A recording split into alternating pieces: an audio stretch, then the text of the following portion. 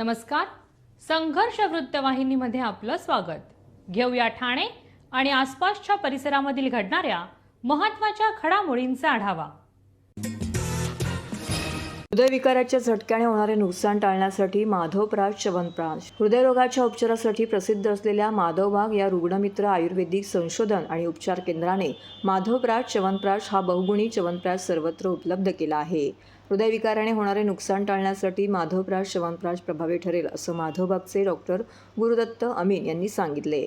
हृदयरोगाने होणारी हानी भरून काढण्यासाठी तयार केलेल्या माधवराज च्यवनप्राश या नवीन च्यवनप्राशची माहिती ठाणे येथे एका पत्रकार परिषदेमध्ये डॉक्टर गुरुदत्त अमीन यांनी दिली.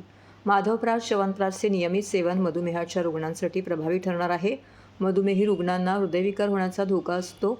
माधवराज टाईप 2च्या मधुमेहग्रस्तांना दिलासा देईल. उच्च रक्तदाबाचा त्रास असणाऱ्या रुग्णांना माधवराज च्यवन घेण्याचे हृदयविकाराचा झटका आणि पक्षाघात होण्याचे प्रमाण होऊ शकते.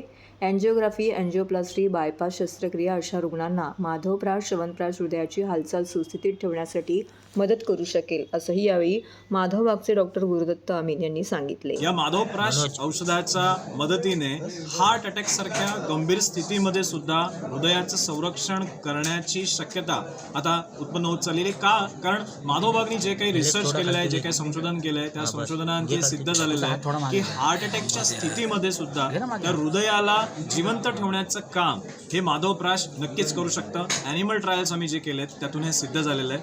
त्यामुळे हृदयरोगासारख्या गंभीर आजाराला जर आपल्याला परतवून लावायचे किंवा त्याच्यामुळे होणारे हार्ट अटॅक आपल्याला प्रिव्हेंट करायचे तर नक्कीच माधवराज हे अतिशय महत्त्वाचं औषध आहे.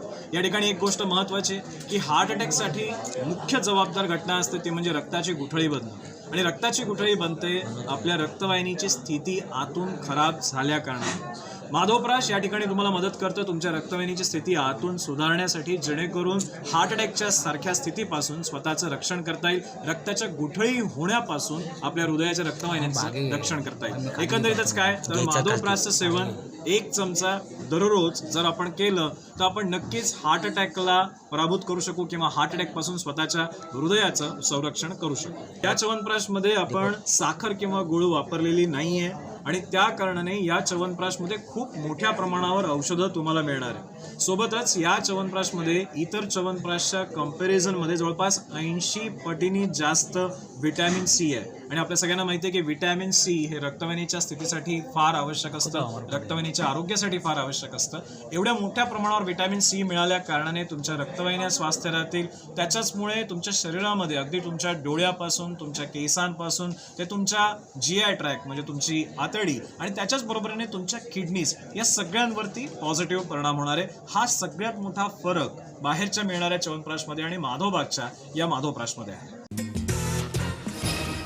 सर्व नागरिकांना आवाहन करण्यात येत आहे की सध्या डासांमार्फत पसरणाऱ्या डेंग्यू या आजाराचा प्रसार रोखण्यासाठी प्रत्येकाने पुढील प्रमाणे कार्यवाही करावी.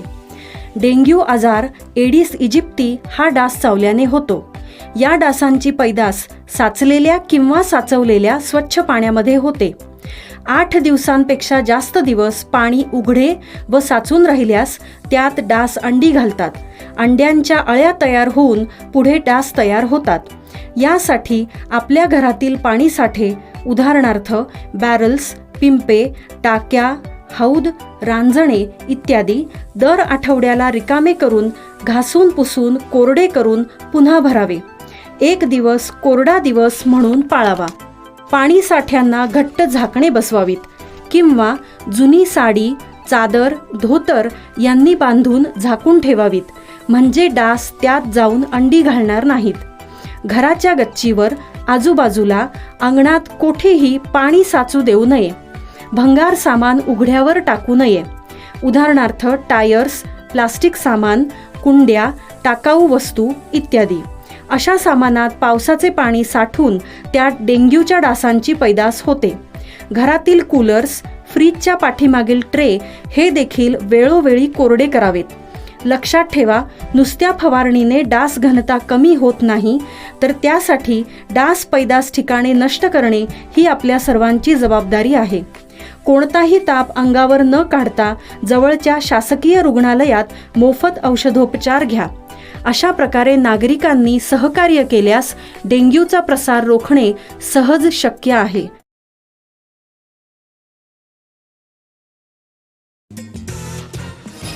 राम मंदिरामुळे भारत जगाचा मार्गदर्शक इतिहास अभ्यासक मोहन शेटे यांचे प्रतिपादन. कैलासवासी रामभाऊ म्हाळगी व्याख्यानमालातील दुसरे पुष्प. छत्रपती शिवरायांचा 350वा शिवराज्याभिषेक दिन यंदा साजरा होत आहे. त्याच वर्षी अयोध्येत 496 वर्षांनी पुन्हा रामलल्लाचे मंदिर उभं राहत आहे. ही एक प्रकारे शिवरायांना आदरांजली असून 2024 हे वर्ष युगप्रवर्तक असेल तेव्हा भारत आता जगाचा मार्गदर्शक बनणार असून याचे प्रतीक हे राम मंदिर असणार आहे, असं प्रतिपादन इतिहास अभ्यासक शिवभक्त मोहन शेटे यांनी केले. ठाण्यात सुरू असलेल्या 38व्या रामभाऊ म्हाळगी स्मृती व्याख्यानमालेत बुधवारी शिवरायांचा 8वा प्रताप हे दुसरे पुष्प मोहन शेट्टे यांनी गुंफले.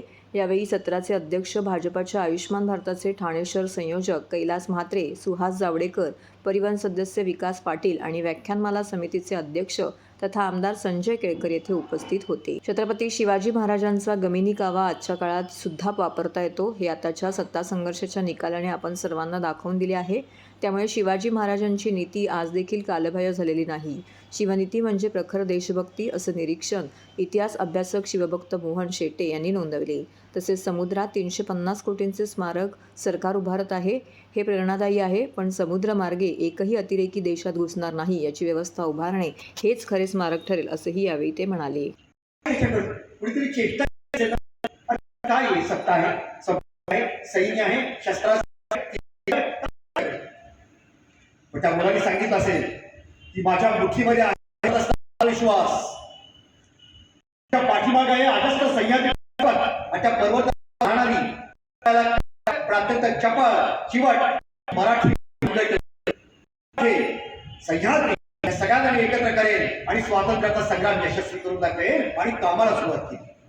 लक्षात घ्या, काही माणसं विचार करता एवढावे घालवतात की काम करायचंच राहू लागतं. एकत्र सारा जीवन तयार करता करता इतका वेळ गेला की जगायचंच राहून गेलं. TJSB सौर शक्ती कर्ज, गो ग्रीन, करा वीज बिलावर बचत. आकर्षक व्याजदर, 84 महिने परतफेड कालावधी, 80% लोन, व्यावसायिक आणि उद्योजकांकरता सुद्धा. अधिक माहितीसाठी तुमच्या जवळच्या शाखेला भेट द्या किंवा संपर्क साधा. 1800-223-466 आणि 1800-266-3466.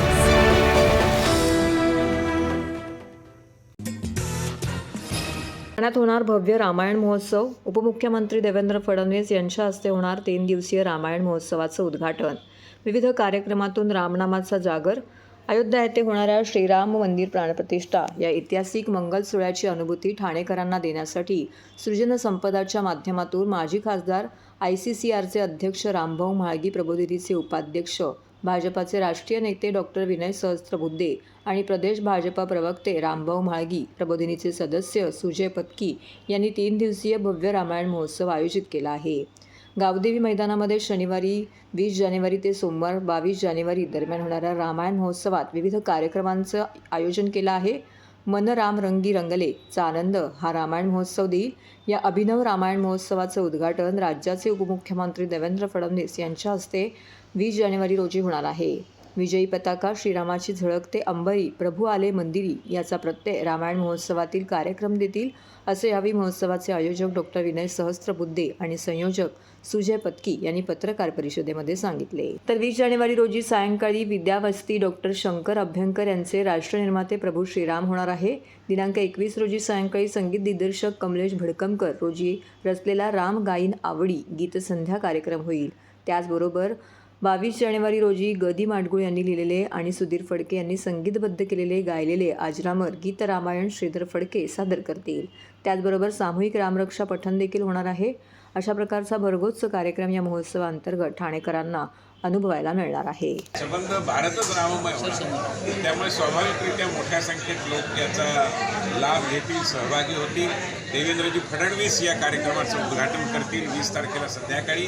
अनेक स्थानिक नेते आम्ही माननीय मुख्यमंत्री एकनाथजी शिंदे यांच्यासह केंद्रीय मंत्री कपिल पाटील, त्याचबरोबर राज्याचे मंत्री रवी चव्हाण, राज्याचे माजी मंत्री गणेशजी नाईक, स्थानिक आमदार संजयजी केळकर, निरंजनजी डावखरे अशा सर्व मान्यवरांना निमंत्रण दिलेलं आहे.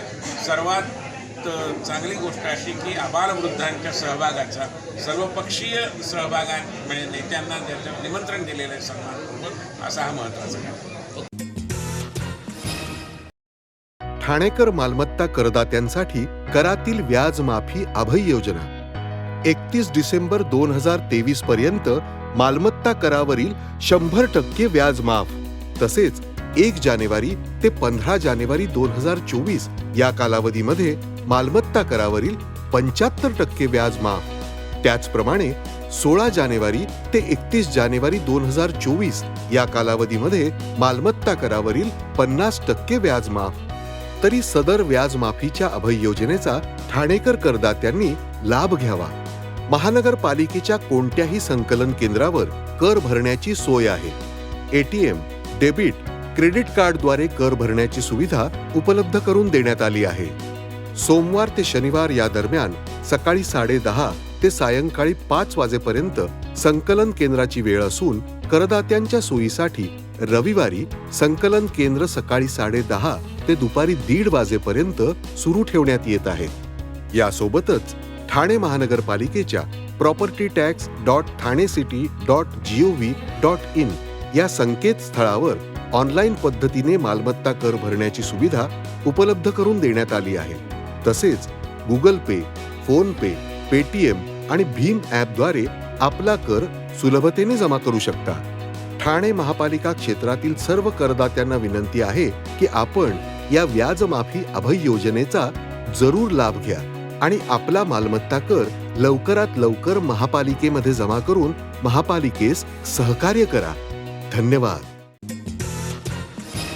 शनिवारी 13 जानेवारीपासून नजीब मुल्ला ट्रॉफी 2024 क्रिकेट स्पर्धा सुरू होणार असून या क्रिकेट स्पर्धेमध्ये ठाणे, मुंबई तसेच देशभरातील नामांकित क्रिकेट संघ सहभागी होणार आहेत.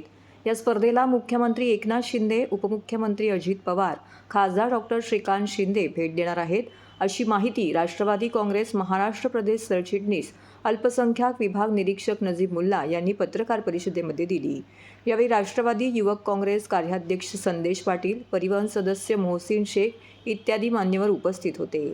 शनिवारी 13 जानेवारी ते रविवारी 21 जानेवारी 2024 या कालावधीमध्ये Dadoji Konde stadium, fire brigade road, Jambhli Naka, Thane येथे राष्ट्रवादी काँग्रेसचे प्रदेश सरचिटणीस नजीब मुल्ला यांच्या वतीने नजीब मुल्ला ट्रॉफी 2024 क्रिकेट स्पर्धेचं आयोजन करण्यात आलं आहे. या क्रिकेट स्पर्धेमध्ये ठाणे, मुंबई तसेच संपूर्ण देशभरातील नामांकित क्रिकेट संघ सहभागी होणार आहेत.